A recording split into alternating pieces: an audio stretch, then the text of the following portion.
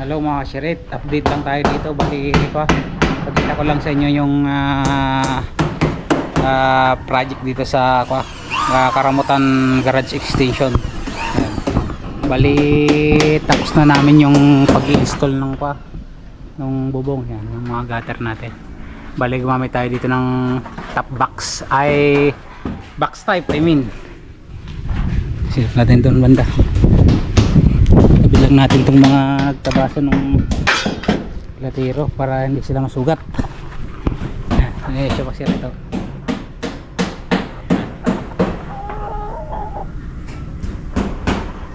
Yan siya mga sirit.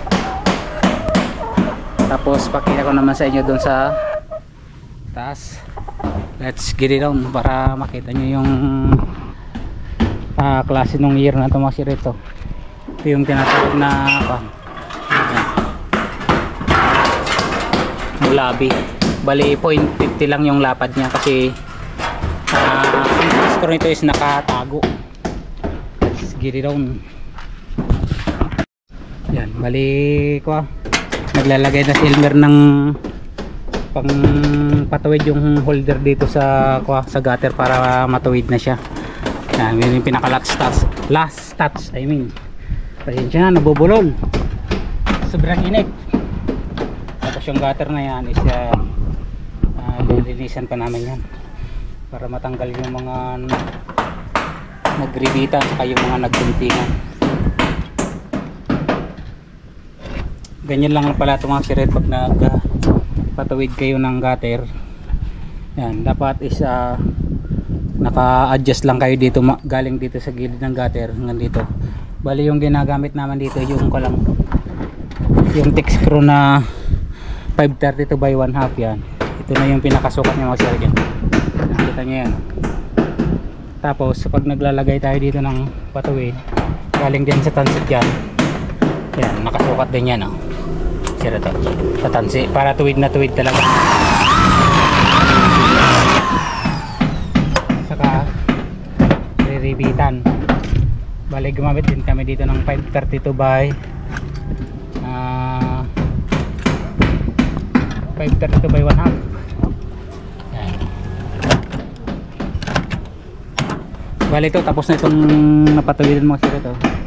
Napakatuwid. Yan. Pakita ko rin itong pinaka red roll namin. Mayroon na dito sa taas. Yan. Ito yung mulabi roping mga siret. Mayroon siyang ganito. Bali red roll tapos papadublihan pa ng red cap. Yan. Kung makapansin nyo is wala kayong makikitang thick screw dyan. Napakalinis. Yan. Kasi ang thick screw nasa ilalim. Parang ang pagkakabit niya kasi is from right to left. Yan. Pero dito sa banda dito mapapansin nyo nakakatakot baka kita tayo. Mapapansin nyo dito is may thick screw siya kasi kaya nagkaroon ng thick screw. Diba tulad ng na-mention ko kanina is mag-start tayo dito sa right going to left. Ngayon yung dating yero kasi existing na yun.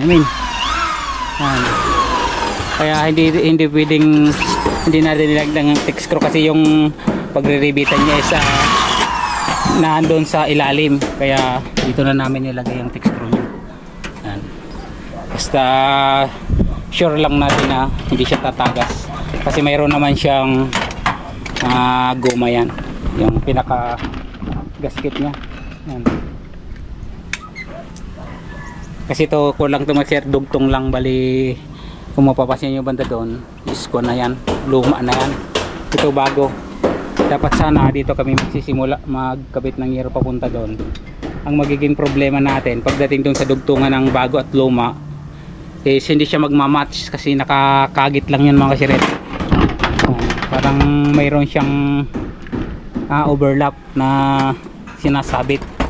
Ngayon 1/4 lang yon, kaunting pagkakamali lang or misalignment is magkakaroon na ng malaking problema. Kaya ganito na lang yung ginawa kong diskarte. Yan. Doon kami nagsimula sa dugtungan ng bago, luma at bago, pero nilagyan na namin ng text screw bawat dugtungan para matibay at the same time hindi na tayo magkakaproblema sa dugtungan. Silver naglalagay ng papunta doon. Pagkatapos nyo sililinis na namin yung mga debris ng nagtabasan, napakaraming mga dumi-dumi yung mga nagtabasan ng ridge roll. Tara, kaya tayo doon sa taas. Pasilip po sa inyo mga sirit. Ito yung pinaka ridge roll nyan, ridge roll yan. Napakaganda mga sirit. Medyo may kamahalan nga lang, pero napaka look elegant naman. Yan siya yung kabuuan na design ng bubong. Bali modern to mga kasirit. Yan siya.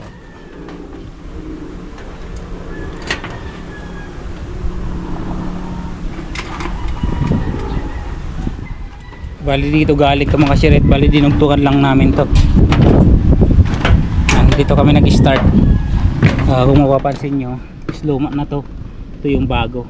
Ito yung sinasabi ko ngayon na magkakaproblema sa dugtungan once na hindi namin nilagyan ng text screw.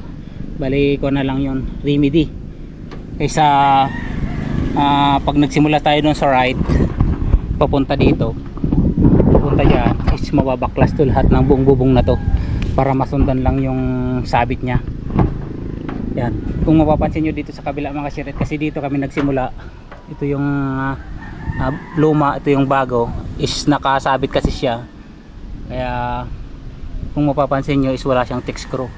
Yan, kasi papunta doon, right to left. Yan, kikindan nyo. Wala kayong makikitang text screw dyan. Tapos doon sa harapan. Ito yung disadvantage ng ganitong Euro kung minsan. Mas maganda pa rin yung mga ganong Euro mga kasirit. Bali apo na kuya ang tiles spot sa kabila, tapos naka stainless gutters. Mas maganda pa rin siyang ikabit kung sa mga renovation or kaya extension, kasi hindi nakakailangan na wala na susundan na pattern na left to right, right to left. I mean itong Euro na to is maganda to kung ang bubong nyo is lahat siya panibagong bubong lahat, para maililiot mo talaga kung ano yung posisyon nya. Palaging right to left siya. Yan, kung mapasin ito, bagong lagay na wala kang text screw. Bale pinalagyan ko lang ng tag-iisang text screw sa lalayan para pagkabit namin ng holder is matibay, tulad ng ginagawa ni Gilmer. Ito lang yung update mga sirit. Bali ito yung mga bambusot o rabong sa Ilocano. Yan. Aji karuba na hilig takaw ti rabong. Binibigay ni sir, ni ma'am Wabi. Yan. Maraming salamat sir sa mga gulay na binibigay nyo. Yan. Bali ito na yung update dito. Ito pa yung mga ilalagay na mga kasirit, yung pasyo cover sa carriage roll. Yun o, naghihiwa na siya ng rabong. Ano ito mo brown? Ano yung matuntong ito? Yan o, alas 10 pa lang ng umaga, rabong na ginagawa. Joke. Brown, matuntong matuntong. Ano kasi bali yan, tapos na yan. Susunod namin yung pagkakabit ng spandrel pag natapos namin yung ridge cap. Let's go. Yan yung update mga kasirit sa Karamutan Garage Project. Yan, bali mga na lang siguro to, mga 1 week na lang, hindi na abutin ng 1 week is turnover na. Proceed tayo sa ibang project. Hanggang dyan na lang. Bye-bye.